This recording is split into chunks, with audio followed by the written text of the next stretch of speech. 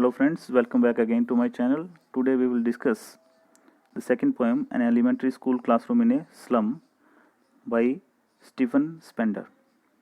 Our discussion will be divided into 4 sections, but video will be lengthy enough, so I have divided the discussion in 2 videos. This is part first, and in this video we will discuss a word about the poet, the theme which are discussed in the poem, and then we will read the original text along with the difficult words come across. In the second video we will see some questions that have appeared in the CBSE question papers of previous years. So let us start our discussion with the word about the author. The name of the poem is An Elementary School Classroom in a Slum by Stephen Spender. Stephen Spender was an English poet and essayist.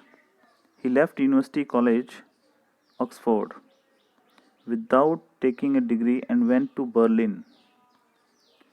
Here, I am asking you a question. We discussed Berlin earlier in our videos, in our discussions. So a question for you people is that you are to tell me where we have discussed this city, Berlin. So he went to Berlin in 1930. Spender took a keen interest in politics and declared himself to be a socialist and pacifist who loves peace. Socialist means one who is aware of the social problems and working for eradication of them. Somehow it is near about a philosophical idea to communism. Books by Spender include poems of dedication, The Edge of Being, The Creative Element, The Struggle of the Modern, and his biography also, World Within World. In this poem, An Elementary School Classroom in a Slum, he has concentrated on the theme of social injustice and class inequalities. Means, in the social strata, people are divided into poor, middle class, upper middle class, then higher middle class, and rich people. So this is social injustice with the poor, that they are not getting adequate facilities for their growth. This is called class inequality as well. So these are the two basic themes which will come across. We will see that poet has discussed beautifully these two themes. He will suggest in the last stanza some remedial measures for eradication of these social injustices. So let us read the original text along with the difficult meanings. The poet is transporting us to a slum area school classroom.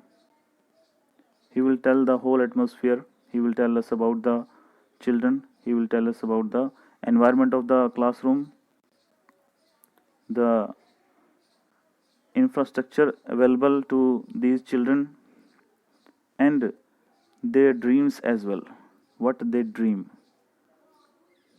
Then in the last stanza, the poet will request the governments to take adequate steps, necessary steps to provide them facilities so that they may also make their future bright by getting proper education.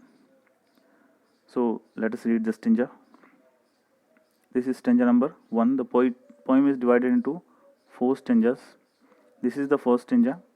Here we will see that poet has discussed the physical condition of the students present in the classroom. What is the condition of students here? Let us examine. Far, far from gusty waves, these children's faces, like rootless weeds, the hair torn round their pallor. The children are far, far from gusty waves. Gusty waves, breezy winds, cool winds. They are far away from such things. They are just like rootless weeds, unwanted plants that grow automatically in our fields. Nobody saw them, but actually they grow automatically in the fields. Their hair torn round their pallor. Pallor is the pale, dull color of their face. Their hair were not done properly.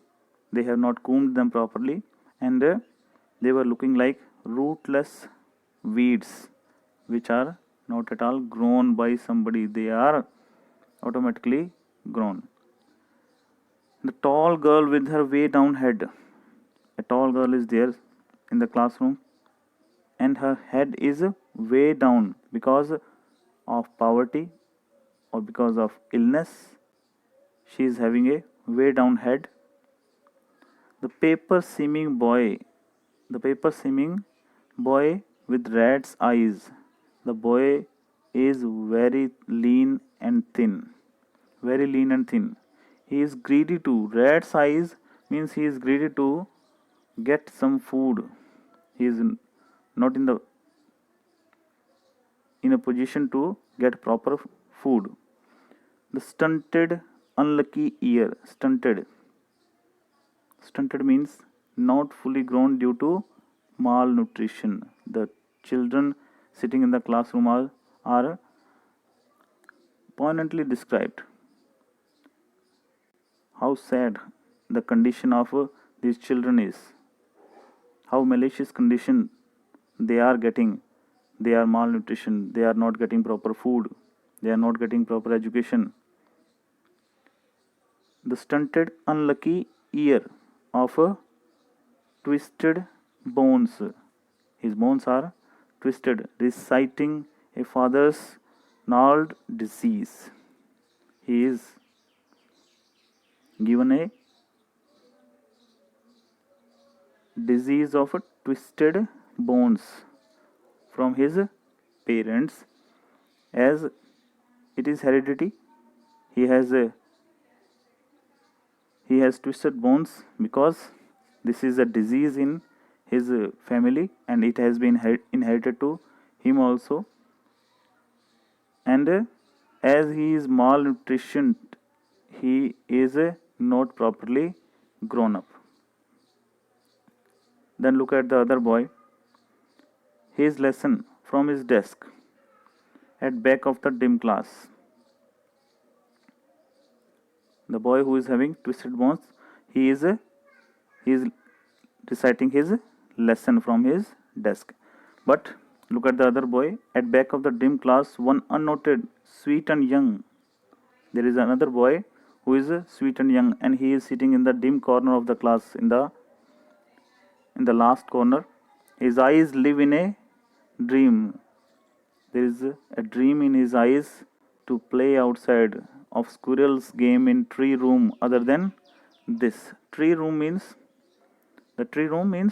squirrel's nest in the tree. He does also want to play with the squirrel in the tree room. So there is a dream in the eyes of the boy that he also wants to go out and he wants to play in nature with the squirrel or other animals or other students, other his friends also.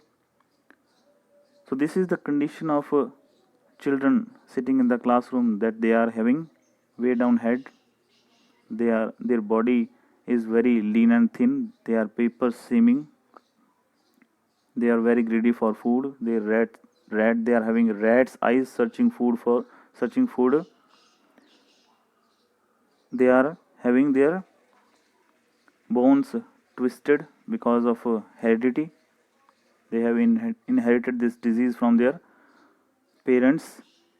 They are stunted, not properly grown because of malnutrition, and as well as there is a dream. In these conditions also, the children are having dreams in their eyes to go into the nature and grow.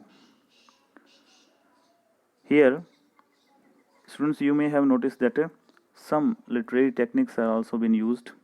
First of all, this far, this word far has been repeated 2 times.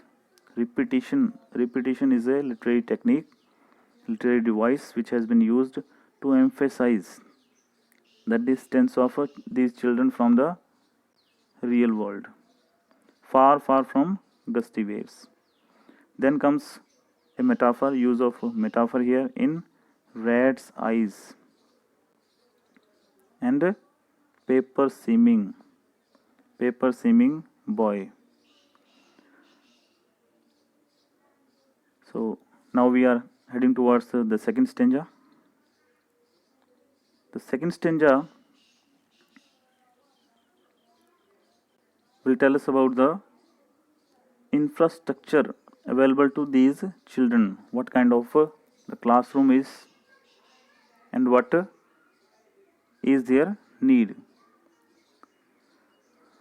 On sour cream walls, dull pale yellow sour cream walls. On sour cream walls, the classroom is having sour cream walls which has not been painted for years. For so many years it has not been painted, so it is pale, dull, somehow yellow. Some things are on the walls. These are donations. What donations are? Donations are the inscriptions made by the people when they donate something to the school. They place their names there on the walls, that they have donated this thing in memory of some their relative or friend or their family member. So those names of donations are there. Other thing is a Shakespeare's head is there. Shakespeare here is the epitome for all human beings, all intellectuals. Not only Shakespeare, but he is representing here all human beings who are intellectuals. He is having a bald head. His forehead is quite big, and his bald head is looking like a cloudless at dawn, civilized dome riding all cities. It is just like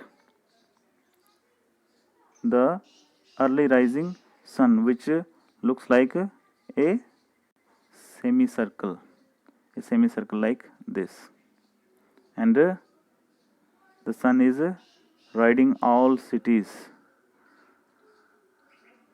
Then again, there is one more imagery: belled, flowery, Tyrolese Valley, open-handed map. These two more things are there. Tyrolese Valley. There is a scene of Tyrolese Valley. Tyrolese Valley is a beautiful ice-free valley in Austria. It is known for its flowers. Then other thing is open-handed map. Open-handed means which is generous, depicting all the beautiful aspects of the world. Open-handed map, awarding the world its world. The most beautiful aspects of the world have been depicted on the map. And yet, for these children, these windows, not this map, their world. But for these children, their world is which is outside the window. And what is outside the window? They are sitting in the classroom, and outside the classroom, what is there? Slum is there. So the slum is their world. So all these things mentioned here, they are of no use to them. They are not at all useful for these children. They have no reference to them. Where all their future is painted with a fog. Their future is foggy, not clear. A narrow street, the narrow streets of the slum area, narrow street sealed in with a lead sky. Lead sky. Suppose you are sitting in a room and there is a window. There is a window of a glass, but if the gate is closed, you can see outside the window through the glass, but you cannot go out. You cannot go out. So, in the same fashion, the students are also sealed, locked, shut in the narrow streets of the slum area, and they cannot go outside because they are sealed in with a lead sky. They have no open sky for them.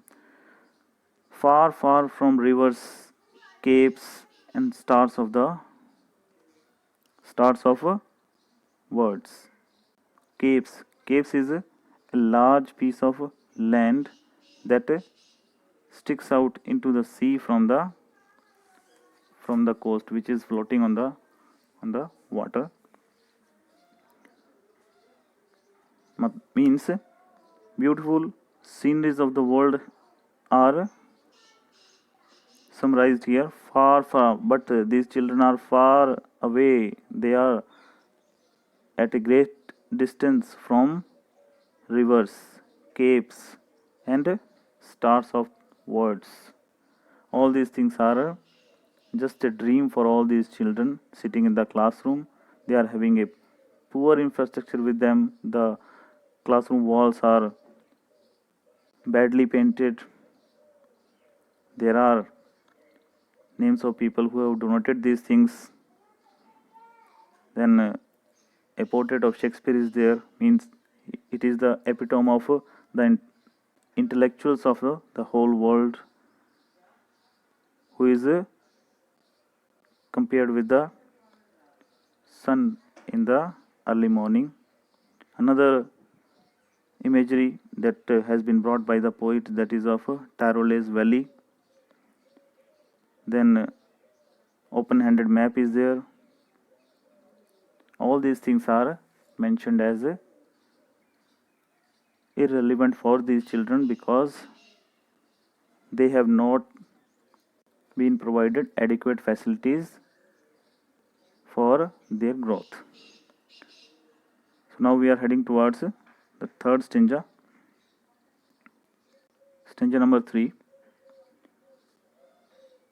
Herely, poet is going to analyze the condition of children in the context of the present world. Surely, Shakespeare is wicked. The map a bad example, with ships and sun and love tempting them to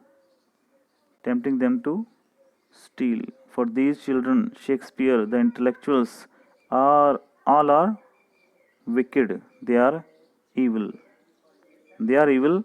And the map is a bad example. Map is a bad example because all the beautiful things of the world are depicted on the map, not the slum area.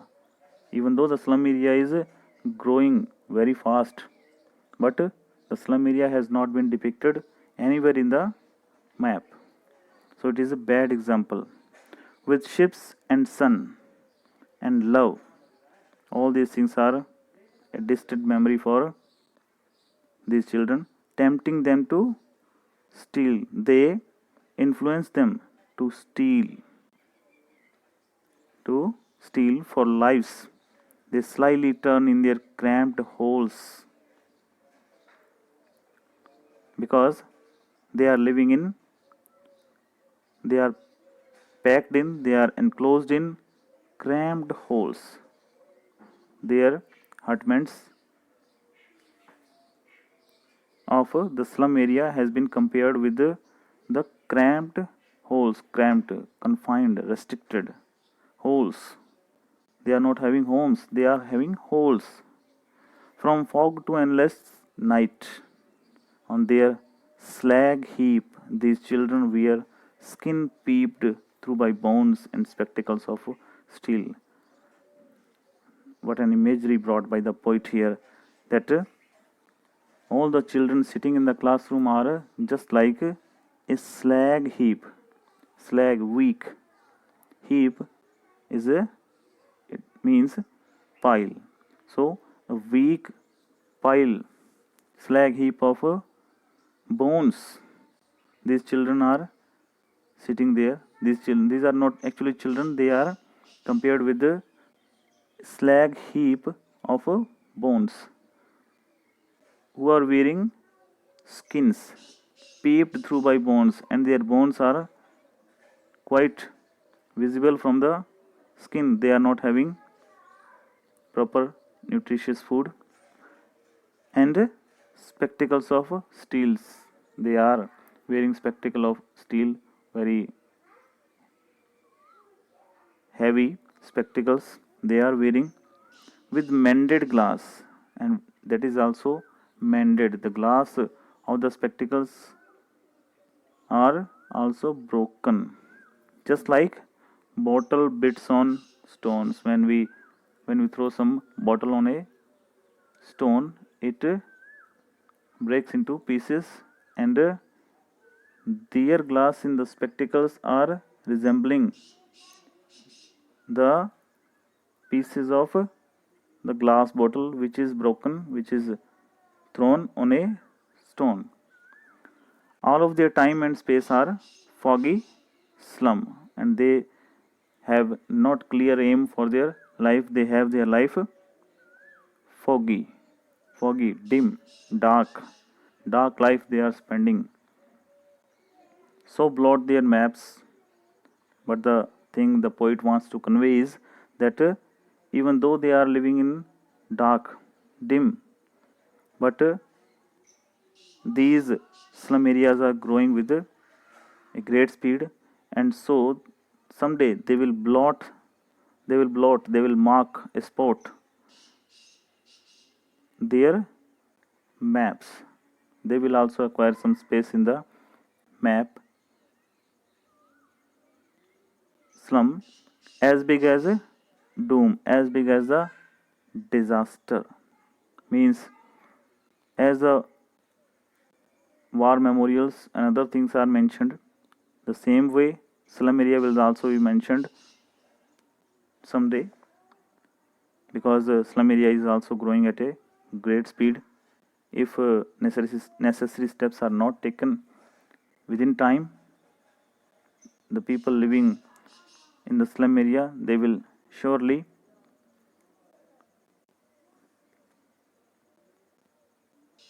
be affected by it, and this will be just like a blot on the maps. So now we are going to the last stanza of the poem.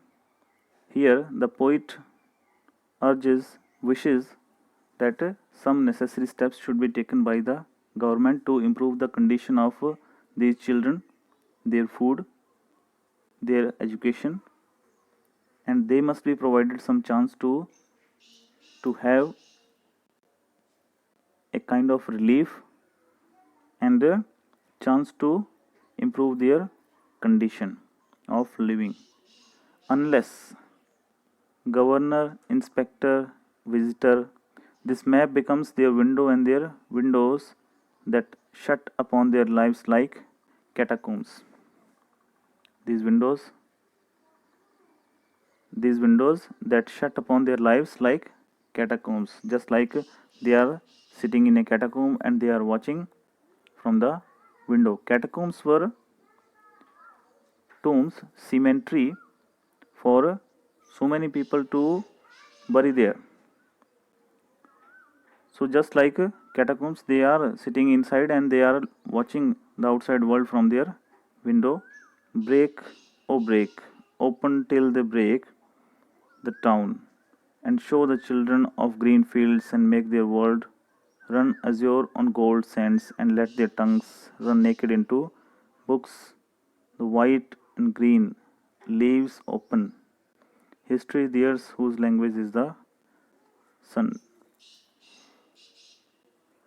Till they break the town. They should be given adequate facilities so that the slum area may not grow so fast. They should also be provided facilities. Basic amenities should also be there. And show the children to green fields. These children should also be provided the facilities to go into nature, to feel the natural things and make their world run azure. Azure means deep blue, means they should also be given full swing, full chance to fly in the world of dreams and try to fulfill them as well. But how could it be possible?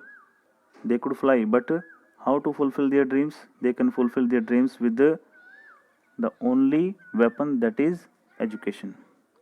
Run azure on gold sands and let their tongues run naked into books, and they should also be provided books, the facility, the amenities to get proper education. And white is the sign or symbol for pages. White pages of books means quality education should be provided. White pages means quality education.